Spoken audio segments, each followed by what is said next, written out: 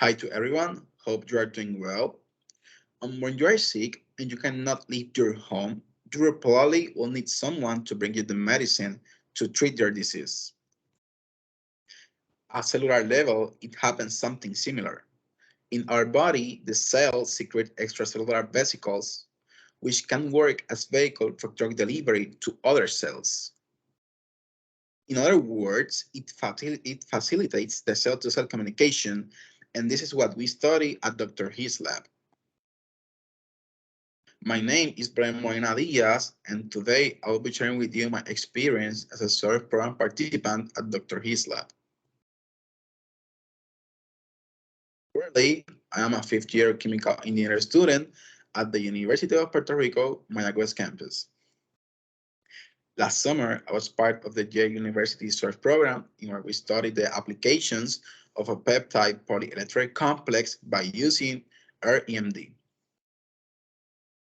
In fall 2021, I had the opportunity to be part of the biotechnology student co-op program, and my main responsibilities were to monitor all the upstream and downstream operations at the site. Finally, last year, I was the subdelegate of a lake in Puerto Rico, and I was able to collaborate with people from 20 plus countries. ALEC is a Latin American Association of Chemical Engineering. Now, let's talk about extracellular vesicle as a promising therapeutic platform. Extracellular vesicles are formed by inward budding of the limiting membrane of early endosomes, which mature into multivesicular bodies during the process. After this, the cells secrete the EVs by exocytosis to the different cells. That is, the EVs are small molecules that pass information such as DNA or RNA to different recipient cells.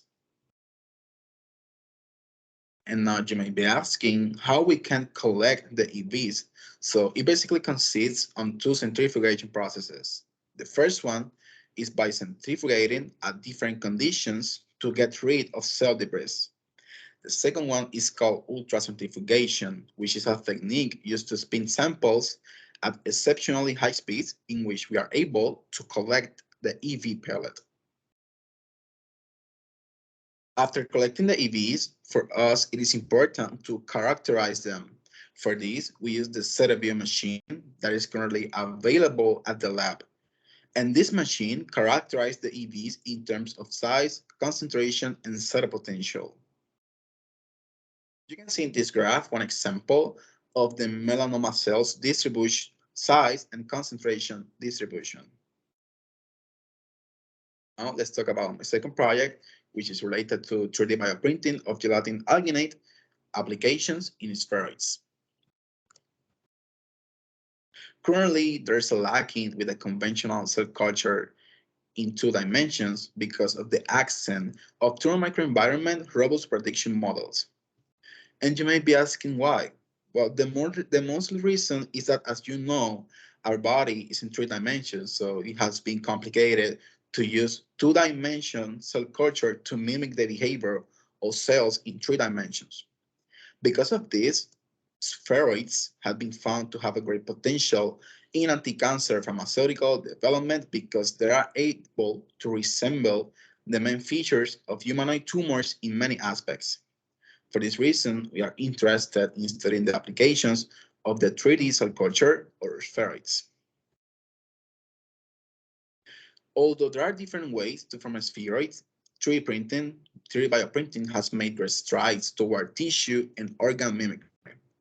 This method is based on dispensing the cell droplets into an alginate hydrogen matrix to monitor the cell behavior and growth in a 3D environment.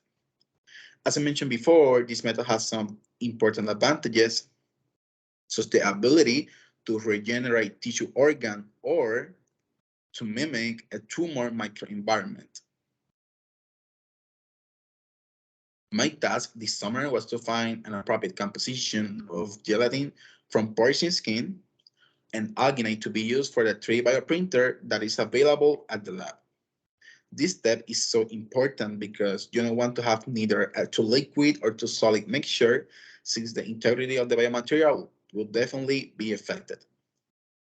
After a trial and error process, we are able to find a good composition for the hydrogen, specifically 7% of gelatin and 3.5% of alginate as composition.